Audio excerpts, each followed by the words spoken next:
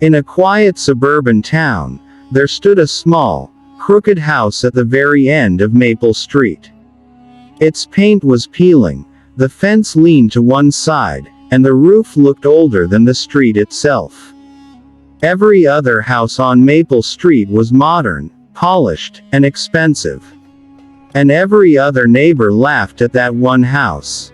"That place is a joke," they said. "How does anyone even live there? It'll collapse one day." The owner of that house was an old man named Mr. Walter Hayes. He was quiet, kept to himself, never attended neighborhood parties, never explained anything, and most importantly, he never reacted to the mockery. Mr. Hayes woke up every morning before sunrise. He worked slowly, carefully, often repairing small things around his house. Sometimes people noticed he was reinforcing walls, checking locks, sealing cracks, or stacking supplies inside. The neighbors assumed he was just paranoid. Poor and crazy, they laughed. What they didn't know was that Mr. Hayes had once been a structural safety engineer. For over 40 years, he had studied disasters, earthquakes, floods, storms, fires. He had seen what failed, and what survived. After retirement, he bought the only house he could afford. And then he rebuilt it from the inside out.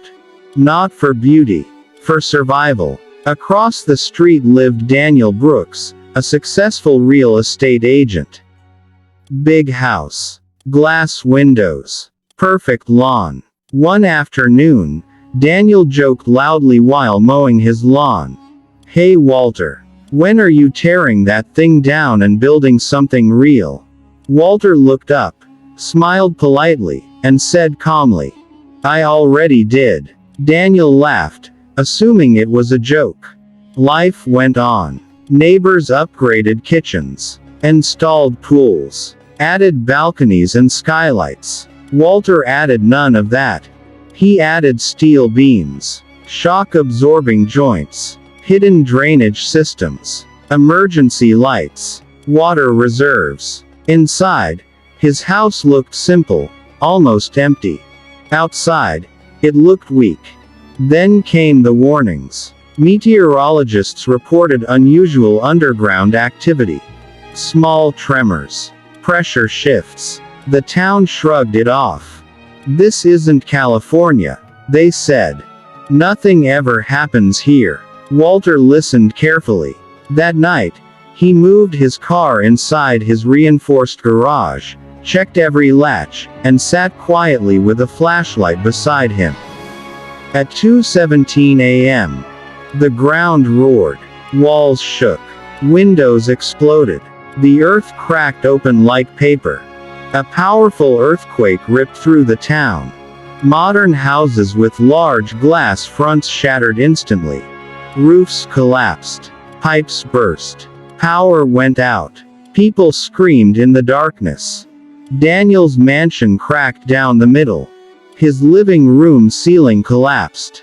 He barely crawled out, bleeding, barefoot, terrified. Rain began pouring. The streets flooded. People ran blindly, shouting names, carrying children, searching for shelter. Then someone screamed, "Walter's house is still standing." In the chaos, neighbors saw something impossible. That old, ugly house, the one they mocked for years, was untouched. Lights were on. Doors were open. Walter stood calmly at the entrance, shouting, "Come inside." Slowly. Everyone come inside. One by one, families rushed in. Inside, the house was solid. Dry. Bright. Safe. Children cried in relief. Adults collapsed to the floor. Walter moved quietly, handing out water, blankets, first aid kits. Someone asked, shaking, How is this house still standing?" Walter answered softly, "Because I didn't build it to impress anyone." Hours passed. Emergency crews couldn't reach the town due to damaged roads. Walter's house became the only shelter. People who once laughed at him now sat silently under his roof. Daniel sat against a wall, his expensive suit torn, face pale. He finally looked at Walter and whispered, "I was wrong." Walter nodded, gently. "Most people are," he said. "They just realize it too late." By morning, the damage was clear. Dozens of houses destroyed, millions lost. But not a single life was lost among those who sheltered in Walter's home. News crews arrived. They filmed the miracle house. They asked Walter questions. He answered only one. "I wasn't lucky," he said. "I was prepared." Weeks later, the town rebuilt. But something had changed. No one laughed at old houses anymore. No one judged quietly prepared people. Daniel sold his land and rebuilt smaller, stronger. And every morning, people passed Walter's house with respect.